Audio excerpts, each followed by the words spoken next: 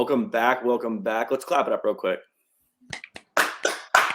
Welcome back to This or That, a Hoops podcast. It is my Christmas. We are talking about the Nets today. Got all two of my guys, though, to talk about my squad.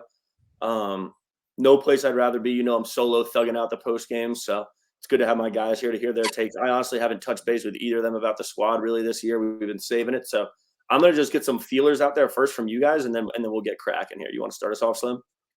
Yo! Shout out to the Shield. Y'all know I'm holding it down for my brothers this season, big time, just how I did last season. But, I really believe in the Nets, man. Yeah, depth-wise, function-wise, I think Jacques Vaughn know what he's doing, his second year now. I think they're prepared to go against Joe Mazzulla and the rest of the competition that's in the East and just everybody in the league. I think they got what it takes to stay strong and be maybe 4 seed in the league or, fighting with the Hawks for the 5 seed, you know what I'm saying? So that's how I'm feeling about the Nets. Yeah. My feel in the Nets, I thought they would be a little bit worse than I feel like they're playing. They're 500 right now at the time of recording, but 500. But I felt like they were going to be around that, maybe a little bit above or below at the end of the year, which I still think is entirely possible. But I've watched a ton of Nets games in comparison to like around the league. I've watched almost as much Nets as I have Cavs. Definitely my second most watched team. I just think the one worry I had coming into the year was where are you going to get consistent scoring from besides Mikal Bridges, and where are you going to get distribution? And they've been doing both by committee, but Cam Thomas has been amazing in spurts. I'm definitely like Cam Thomas. Why don't you elaborate on in spurts real quick? Yeah, talk that shit. I was going there. I think I like Cam Thomas a lot. Don't get it twisted. I definitely do think he's really younger than you. No, he's a year older than you. Yeah, but okay. I do think that he's playing very, very well, and I think he's what the Nets needed is consistent guy that's going to give you 20 plus every single night. 30. But I just think that the variance is to the shooting splits are very up and down, and he's going to get his 20 no matter what, but 30. It's going to either be on 24 shots or it's going to be on like 24 shots where he scores 35. Like that's kind of the thing with him. And I don't think that's necessarily a bad thing for the Nets specifically because you need to get that scoring and you need someone to shoot the volume that he's shooting. So I can't be mad at him. I think people are slightly overrating him at the moment. Who's people?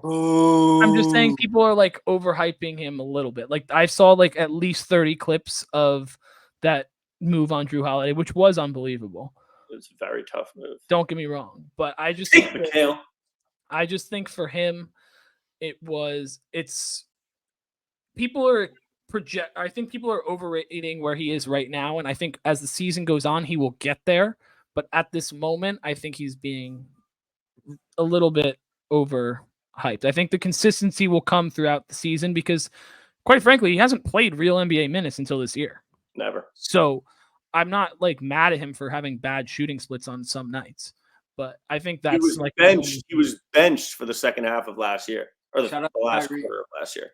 Yeah, he played the 3 games when KD and Kyrie got traded and they were getting all the guys in order and scored 40 in all of them and then didn't play. So I think the consistency will come as more reps come. He's basically having like pretty much a rookie season right now to me. Yep. So I can't over-evaluate him. I can't under-evaluate him. And I just think that people are a little bit too hype on him because I guess he is kind of the new big scorer on the block that kind of just, I guess you could say, came out of nowhere. But for us, he really hasn't because we've been watching. We've been screaming free CT from the rooftops for over a year now. I want to just say, shout out to him for putting in the work this offseason on his body. Obviously, he's still a cone, but he's a lot stronger, and his defensive awareness, while it is terrible, is better than it was in last year or the year prior. He's putting himself in position to get stops more. He's still getting burned for sure, but he's always been a guy to fill it up. He's a guy that if he plays 25 minutes, however many minutes he plays is how many points he's going to score until it hits 30, and then it's a ball game up there. You never know what he's going to do after that. Couple guys I want to shout out. Dorian Finney-Smith. Dorian Finney-Smith is a fantastic NBA player. I wasn't even really familiar with his game before he got over here. That dude would fit on any team. I think he might be shooting high 30s, low 40s from three. Wow, he started at center tonight. So we're playing him super versatile. Clax has been out with the ankle. Cam Johnson, who's a starter, who was supposed to be making a huge impact on the squad, saw the court barely the first game against the Cavs and hasn't got any burns since. Guys off the bench, like highlight specifically Lonnie Walker, averaging 14. I mean, everybody knows what Lonnie is. If you're not a casual, you know he was phenomenal on the Lakers. But he was an underrated pickup. Dennis Smith Jr. had a hell of a year. If you guys were paying attention, I don't know who was really looking in between the lines, had a hell of a year on the Hornets last year. I look back at it, dude. I don't know why more teams weren't looking to pick him up. He was very effective last year on the Hornets, and he's been playing great bench minutes. Is he an offensive liability? Like low-key, kind of. But he can't shoot it as well as you'd like. Really can't shoot it as well as you would think that he can. Like for some reason, he just seems like a guy that can knock down open three, which he does from time to time.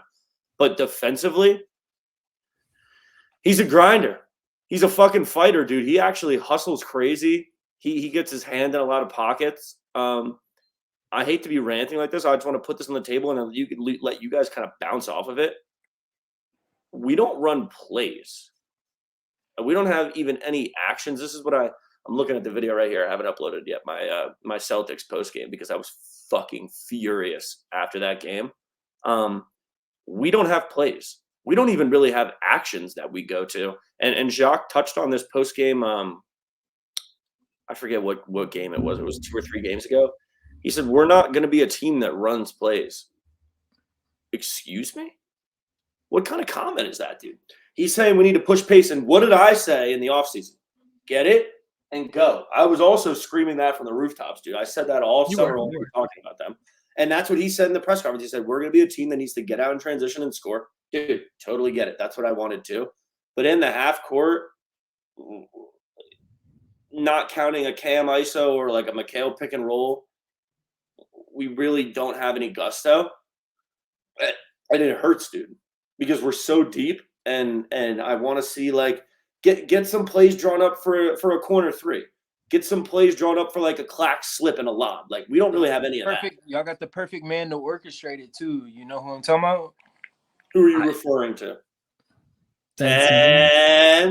And we'll touch on him real quick before I ask Matt about the plays thing. But Ben's not scoring 20 a game, but Ben's playing well. Ben's playing good defense. Ben's in Giannis's head right now as we speak. I just saw them yapping back and forth. We really missed him in that Celtics game. He's a good physical body. He's been distributing far better than he's been scoring. But Matt, let me hear your take on those actions. Yeah, that's like my one kind of thing with the Nets is that's where I feel like it's really going to hold them back because you don't like. I guess you could say Ben is the facilitator, but it's hard to be the facilitator when you can't shoot. So like people can play off and play drop coverage on your screens because you can't pull up and shoot it in their face. So if you're running a play with Ben Simmons directing everybody, it's more difficult to get into that action than it is to act and execute it because you don't. It's way easier to defend. Not being able to score on all 3 levels is really a huge problem when you're trying to run a play because you don't have the threat of the player with the ball driving to score. So like if you don't have that, there's been flashes. His points line every game is like 7.5 points. That's I'm saying flashes of him taking it to the cup. He's taken it to the cup a few times. Now I'm not going to sit here and defend his offensive prowess, dude. I'm not going to defend that ever. But there's been damn, who just hit that? There's been times that he has taken it to the cup. Do I want to see it more? Of course, dude. But I'm not. Yeah, obviously, if he gets aggressive and starts running through people like a Giannis does, then it's a lot easier. But if you're going and you have Ben Simmons running on a double screen here, and you have Mikal and say Claxton, you have 2 non-shooters doing that. You can just play drop on both of them, and it's easy to guard. And even if you have an action, even if you have an action on the other side, you don't need to overhelp, because even though there's a ton of shooting there, there's nothing that you can do to, like, you don't have to help because the defense can just sit. So I think the pace thing is super important for the Nets, and they've done it well this season. But like Dinwiddie is your and Ben Simmons are your two main passers. Like, it's just, I don't know. I honestly think a pick and roll with Ben Simmons is worse than a Cam Thomas ISO. Like, that's like the level we're at, and the pick and roll is touch. Huh? Points per touch? I mean, it probably is. Probably, because the pick and roll is the easiest play to run in basketball and the most efficient play to run in basketball. And the Nets can't really run it as well as you would like with their point guard on the floor. It's true. Insane to me. He has been distributing well, though. And I think a lot of that is the reason why the Nets, I feel like, are playing better than their record suggests, and I know Finn thinks that, is because they can't execute in the half court in the late game when the pace slows down. And I think that's the biggest thing. Like, the Cavs were up the whole game versus the Nets, and then the Nets they took a little lead when the Cavs were turning it over, and then they folded and they couldn't put the ball in the basket down the stretch, and the Cavs were able to execute in the half court because that's what the Cavs do best. So, and it's happened in multiple games this season. It's probably going to happen in this Bucks game right now. It's happening as we speak. So, yeah, that's like my one thing. And I think when you're in these close games, which I feel like the Nets are going to be in every game, but I don't think they're going to win all of them or be at a much higher than 500 because of that, because you can't execute in the half court, which majority of the game is. And if you play a team that limits their own turnovers, you're kind of fucked. We've been doing a good job taking care of the rock, though. We haven't been turning the ball over a lot. Besides Cam Thomas and Dinwiddie. And I'm not going to do a whole Dinwiddie thing right now because we got limited time. That's more of, if you want to hear me rant about Dinwiddie, hit up the post-game reactions. I do it every fucking day. Dinwiddie really gets under my nerves like nobody in the NBA. But yeah, dude, I mean, we have pieces. We're deep. We haven't even been able to really get fully healthy. And I think that half-court thing, as crazy as it sounds, Matt, is designed.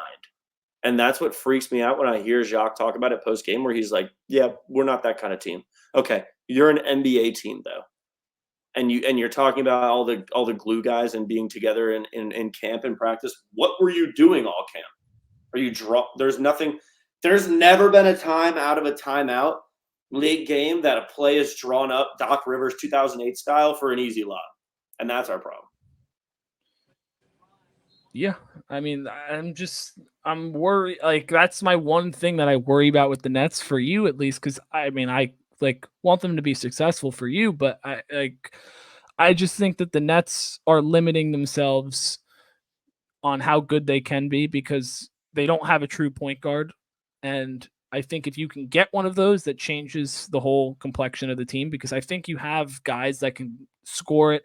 You have great defenders. And you don't even have Clax right now, so your rim protector is gone. Yeah, we've been getting fucked.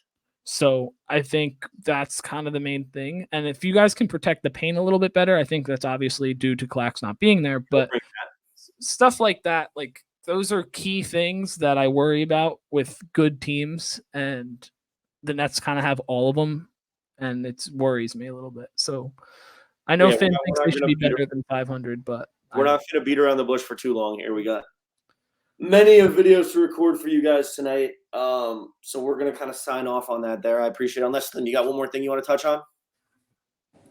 Watch out! I'm saying, dude, it's a team that Cam Johnson was supposed to be a huge piece of the offense, and he's been hurt. Here it is. This is live. We're down 3 with 23 seconds left. This is an out of bounds play after a timeout. I guarantee you, what do? We go to Mikal on the elbow, back screen for Cam. He better hit that move. And he missed he missed the layup. It was actually a play drawn right there. So I just kind of going to have to eat my words on that one. That was the first time I've seen it all year. But like, comment, subscribe. We got Nets videos. We got Cavs videos. We got Hawks videos. You guys already know our body for that. We're covering the whole rest of the league, too. So LCS. Facts. We'll see you guys next time. Check out these other videos popping up now. We're here sweating out the last 5 seconds. Oh, you fucking made it. You're grinning ear to ear over there. You knew he made it. Press unrecord. Oh my god, dude, this fucking squad. Dude. Hey, you want me to stop recording? Imagine me losing to the Celtics and the fucking Bucks back to back. About to throw my chair through the wall. Let me see. Move your big ass head. Let me see the TV. You said you didn't want to watch. Move your fucking dome. Yeah. I'll lock in. Cam Thomas with 45. What? What? Jeez, dude. No way. Yeah, it's 45 right now. Cam? Yeah.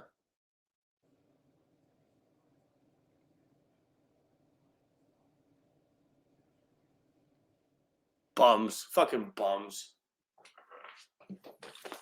Unbelievable. They covered. Good teams win. Great teams cover. That's what's important here. That's what's important. That's what's important. Unbelievable.